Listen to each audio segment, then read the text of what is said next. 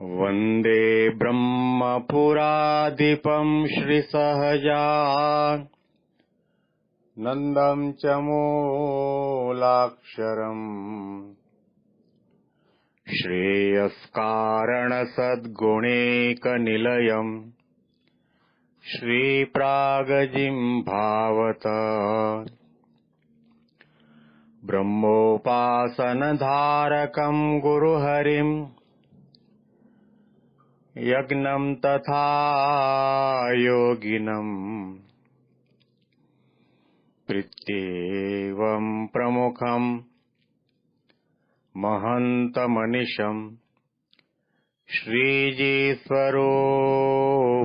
मुदा।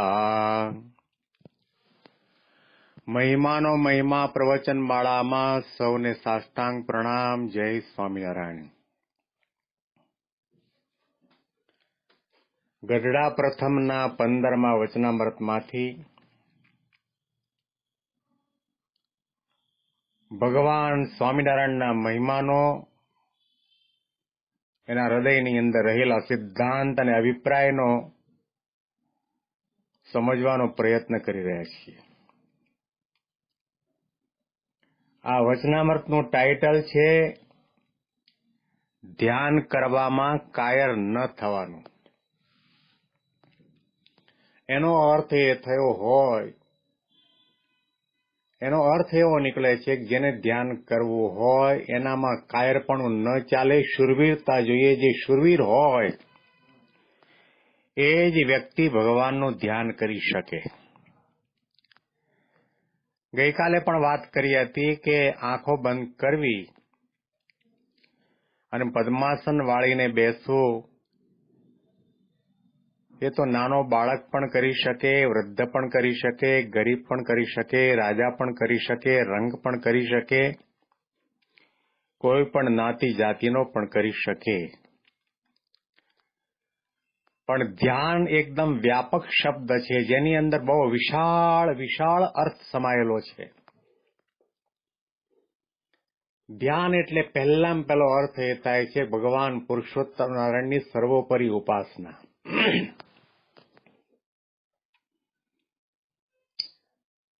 અષ્ટાંગ યોગની અંદર ધ્યાનને સ્થાન આપવામાં આવ્યું છે.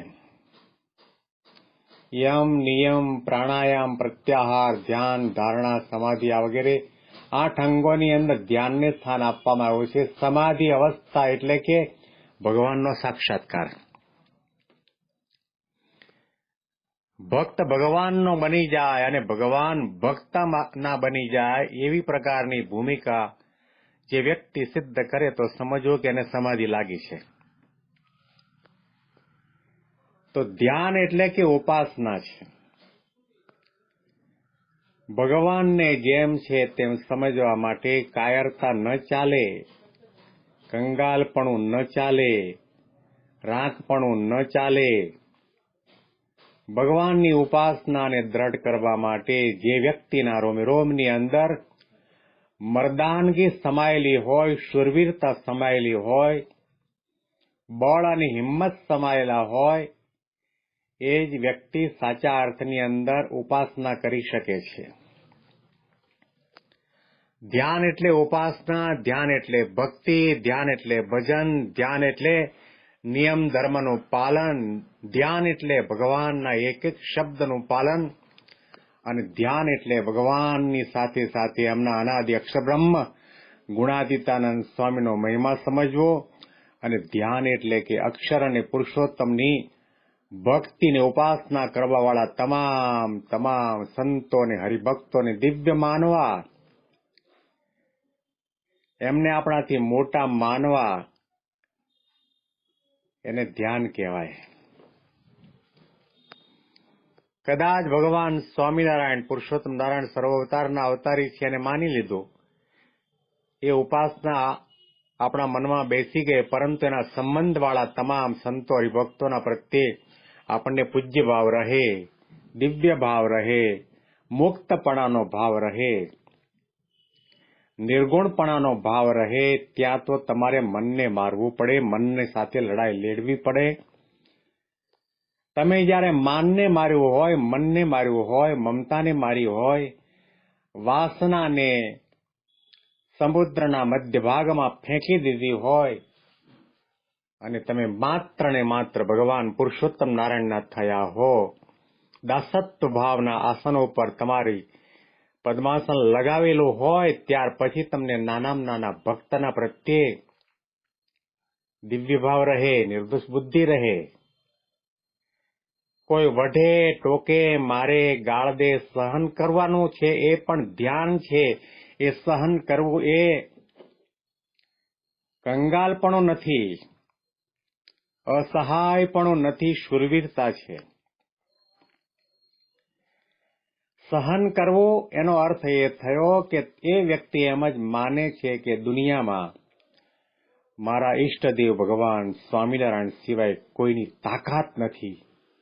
કાળ મને માયાની તાકાત નથી કે મને પરેશાન કરી શકે, મને મારી શકે, મને દુઃખ આપી શકે, મારા માર્ગમાં વિઘ્ન કરી શકે. આ તો ભગવાન પુરુષોત્તમ નારાયણજીની ભક્તિની ઉપાસના કરું છે. સહજાનંદ સ્વામી આ સામેવાળી વ્યક્તિની અંદર પ્રેરણા કરીને મારી ભક્તિની કસોટી કરે છે એમ સમજીને એ વ્યક્તિનું સહન કરે, ત્યારે સમજવો કે એ શૂરવીર છે, કાયર નથી. કોઈ પણ જીવનની નાની મોટી ઘટનાની અંદર આવી પ્રકારનો વિચાર રાખે તો સમજવો કે એ શૂરવીર છે. ભગતજી મહારાજ મરણિયા થયા, મીરાબાઈ મરણિયા થયા, ભક્ત પ્રહલાદજી મરણિયા થયા, લાડુબા, જેવુબા, જમકુબા, રાજબા, દાદા ખાચર, પર્વતભાઈ, ગોવર્ધનભાઈ, નૈનપુરના દેવજી ભગત, આ તમામ મરણિયા થયા. શાસ્ત્રીજી મહારાજના સમયની અંદર મોતી ભગવાન દાસ અને આશાભાઈ અને આ બધા હરિભક્તો મરણિયા થયા છે. અને કહેવામાં આવ્યું કે જે મરણીયો થાય તે માલ ખાય, મરણીયો થાય તે જ ભગવાન પુરુષોત્તમ નારાયણનું ધ્યાન કરી શકે. જેનામાં શૂરવીરતા છે, અડગતા છે, મર્દાનગી છે, એનાથી તો એના ઇન્દ્રિયો અંતઃકરણ થરથર કંપે. લેશ માત્ર પણ મન પોતાનું ધારવાનો સંકલ્પ સુદ્ધા ન કરે, મન પોતાની ઈચ્છા પ્રમાણે કરવું છે એવી પ્રકારનો વિચાર પણ થવા ન દે, ત્યારે સમજો કે ભક્તના હૈયામાં શૂરવીરતા છે. મહારાજે વચનામૃતમાં કહ્યું કે શૂરવીર, પ્રીતિવાળો, પ્રેમી અને વિશ્વાસુ, જ્ઞાની, શૂરવીર અને પ્રીતિવાળો, આ 4 પ્રકારના જે હરિભક્ત છે એના માટે મૃત્યુનો ભય ટળી જાય છે. જે શૂરવીર ભક્ત છે, કાયરતા છોડી દીધી છે, ભગવાનની પરિપૂર્ણ નિષ્ઠા દ્રઢ થઈ છે, ભગવાનની આજ્ઞા આદેશ પ્રમાણે પોતાનું જીવન બનાવ્યું છે, ભગવાનના ધારત સંતની અંદર આત્મબુદ્ધિની પ્રીતિ કરી છે, એને ક્યારેય પણ મૃત્યુનો ડર નથી લાગતો. એકાંતિક ભક્ત બની ગયો અને ક્યારેય પણ મને મૃત્યુથી બચાવો, કાળથી બચાવો, માયાથી બચાવો એવી પ્રાર્થના ન કરે. નાખો અમને જિંદગીની આગમાં. ભગવાન પુરુષોત્તમ નારાયણને અને ગુરુ હરિને એવી પ્રકારનું લલકારે કે નાખો અમને જિંદગીની આગમાં, એ આગને પણ ફેરવીશું બાગમાં. નાખો અમને જિંદગીની આગમાં, એ આગને પણ ફેરવીશું બાગમાં.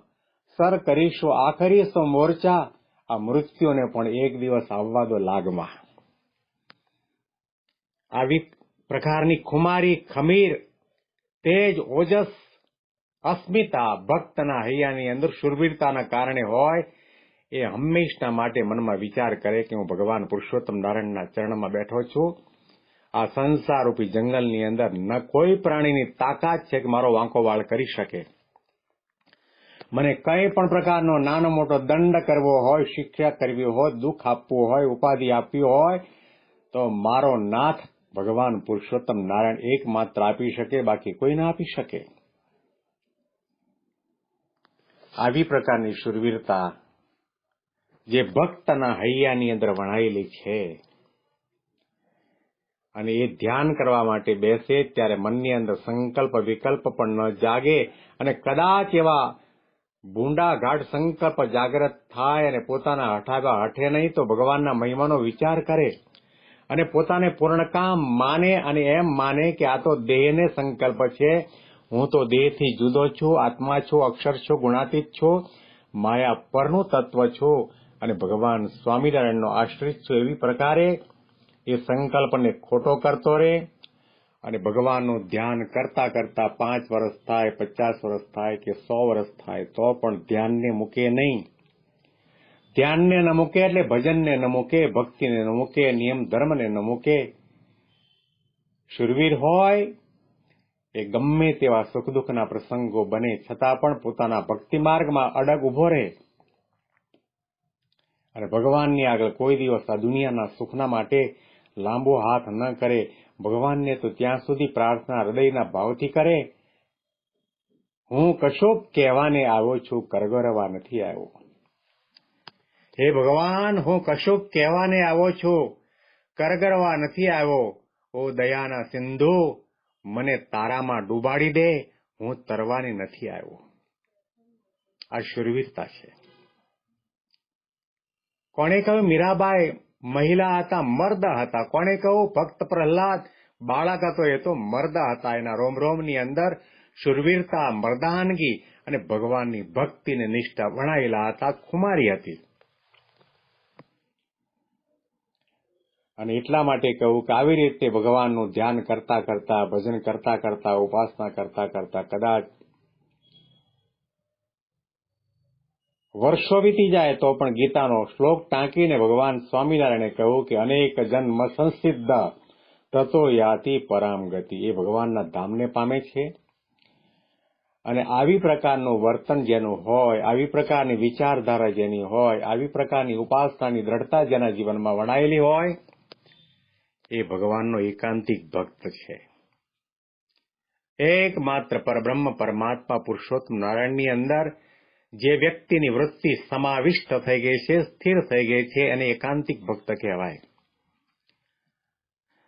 ધર્મની દ્રઢતા, જ્ઞાનની દ્રઢતા, વૈરાગ્યની દ્રઢતા, ભક્તિની દ્રઢતા, ભગવાનના સ્વરૂપ નિષ્ઠાની દ્રઢતા એ ક્યારેય પણ પોતાના મનનો દોર્યો ન દોરાય, સંકલ્પનો દોર્યો ન દોરાય અને ક્યારેય પણ લોકલાજથી ન ડરે, નિંદા અને તિરસ્કારથી પાછો ન પડે.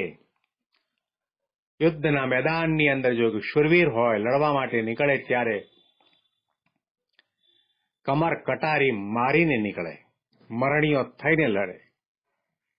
પહેલા મરી જાય અને જે પહેલા મરે એ જ બીજાને મારી શકે, એનામાં શુરવીરતા આવે. અમે સૌ સ્વામીના બાળક, મરીશું સ્વામીને માટે. અમે સૌ શ્રીજીના યુવક, લડીશું શ્રીજીને માટે. પ્રમુખ સ્વામી મહારાજ ઘણી વખત આ કીર્તનો પર વાતો કરતા અને આદેશ આપતા, અમે સૌ સ્વામીના બાળક, મરીશું સ્વામીને માટે. યુદ્ધના મેદાનની અંદર મરી જવું બહુ આસાન છે, સહેલું છે, પરંતુ ભગવાનના માર્ગમાં જે ચાલતી વ્યક્તિ છે એને તો પળે પળે મરવાનો વારો આવે છે. મનને મારવું પડે, વાસનાને મારવી પડે, સ્વભાવને મારવી પડે, મનગમતા પદાર્થની આશા આકાંક્ષાઓ એને પણ મારવા પડે. કામના, ઈર્ષા, તૃષ્ણા આ તમામ દોષોને પણ મારવા પડે, વારે વારે મરવું પડે છે. અમે સૌ શ્રીજીના યુવક, લડીશું શ્રીજીને માટે. પ્રમુખ સ્વામી મહારાજ ઘણી વખત વાત કરતા કે અહીંયા સત્સંગની અંદર લડીશું એટલે કે સંતો હરિભક્તો સાથે લડવાનું નથી, પોતાના મનની સાથે લડાઈ લેવાની છે. સંકલ્પ વિકલ્પની સાથે લડાઈ લેવાની છે. દેહાભિમાનની સાથે, ઘમંડની સાથે, રાગદ્વેષ, ઈર્ષા, અસૂયા, અભિમાનની સાથે લડાઈ લેવાની છે. જો તમે ભગવાન સ્વામિનારાયણના બાળક હો, ભગવાન સ્વામિનારાયણના સેવક અને યુવાન હો, ભગવાન સ્વામિનારાયણના સંતો અને હરિભક્તો હો, તો સત્સંગમાં લડવાનું નથી, પરંતુ પોતાના મનની સાથે, ઇન્દ્રિયો અંતઃકરણની સાથે, સ્વભાવ અને પ્રકૃતિની સાથે શુરવીર થઈને લડવાનું છે. એને મારવાના છે અને એ મનનું કહેવું નથી કરવાનું. એકમાત્ર પોતાના ગુરુ હરિ ગુણાતી સંત જેની અંદર ભગવાન અખંડ નિવાસ કરીને રહ્યા છે એના કયા પ્રમાણે કરવામાં આવે તો સમજવું કે શૂરવીર ભક્ત છે. અને જે શૂરવીર થાય તે જ દાન કરી શકે, તે જ ધર્મ પાળી શકે, તે જ તપ કરી શકે, તે જ વ્રત કરી શકે, તે જ સંસારનો ત્યાગ કરી શકે. અને એ જ વ્યક્તિ ચોરીની અંદર ફેરા ફરતો હોય, હાથમાં મીંડળ બાંધ્યો હોય, પણ ભગવાનની આજ્ઞા થાય અને એનો તત્કાળ ત્યાગ કરીને સંસારના વિષય સુખને ઠોકર મારીને ભગવાન સ્વામિનારાયણના એક વચન ઉપર સાધુ થઈ જાય અને ભગવાન સ્વામિનારાયણ એનું નામ અદ્ભુતાનંદ સ્વામી પાડે. તો કહેવાનું તાત્પર્ય એટલું છે કે ધ્યાન કરવું એટલે કે ઉપાસના કરવી, ભજન કરવું, સેવા કરવી, સત્સંગ કરવો, નિયમ ધર્મનું પાલન કરવું, આ તમામ આધ્યાત્મિક ક્રિયા જે કરીએ છીએ એ ધ્યાનની અંદર આવી જાય છે. અને આ તમામ ક્રિયાઓની અંદર કરવા પાછળ આપણા હૈયાની અંદર શૂરવીરતા હોવી જરૂરી છે, દ્રઢતા હોવી જરૂરી છે. દ્રઢતા જોઈને રે મદદ કરે મુરારી. આવો શૂરવીર થાય એ કોઈનો જાલો પાછો ન વળે, મરણિયો થઈને નીકળ્યો હોય અને ગમે તેવા સુખ દુઃખના પ્રસંગો આવે તો પણ ક્યારેય કાયર ન થાય, પાછી પાની ન કરે અને પોતાના નિશાનની સામે નજર રાખી હોય તે નિશાનને સિદ્ધ કરે, છૂટકો કરે. એવી પ્રકારના વર્તન, આચાર, વિચાર અને સમજદારી જે વ્યક્તિના જીવનની સાથે વણાયેલા છે તો મહારાજે કહ્યું કે એકાંતિક ભક્ત છે. આપણે જોઈએ છીએ, જાણીએ છીએ, વાંચીએ છીએ, સાંભળીએ છીએ. આપણા ગુરુ હરિશાસ્ત્રીજી મહારાજે આ બોચાસણવાસી અક્ષર પુરુષોત્તમ સંસ્થાની સ્થાપના કરી. એના પાયાની અંદર એમની સાધુતા છે, એમની શૂરવીરતા છે, એમની મર્દાનગી છે, એમની ભગવાન પુરુષોત્તમ નારાયણની વિશેની નિષ્ઠા છે, લગન છે, ઉત્સાહ છે, ઉમંગ છે, મહિમા છે. તો આટલા મંદિરો કર્યા અને આટલા કષ્ટો પડ્યા છતાં પણ એ લેશ માત્ર પણ પોતાના માર્ગમાંથી લેશ માત્ર ચલાયમાન નથી થયા. તો આજે હજારોની સંખ્યામાં દુનિયાભરની અંદર મંદિરો નિર્માણ થયા અને અક્ષર પુરુષોત્તમની ધજા ગગનની અંદર લહેરાય છે.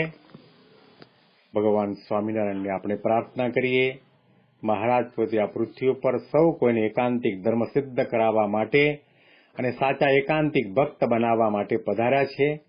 તો એમનું અવતરણ આપણે સાર્થક કરવા માટેનો પ્રયત્ન કરીએ. ભગવાનને પ્રાર્થના કરતા રહીએ, ગુરુને પ્રાર્થના કરતા રહીએ કે અમારામાં શૂરવીરતા આવે, દ્રઢતા આવે, નિષ્ઠા આવે અને એક નિશાન અમને બની રહે કે આ દેહે કરીને બ્રહ્મરૂપ થવું છે, અક્ષરધામના અધિકારી થવું છે. એવી પ્રકારના બુદ્ધિ શક્તિને બળ મહારાજ અને સ્વામી અને ગુરુ હરિ મહંત સ્વામી મહારાજ આપણને સૌને આપે એવી એમના ચરણ કમળમાં પ્રાર્થના કરીએ.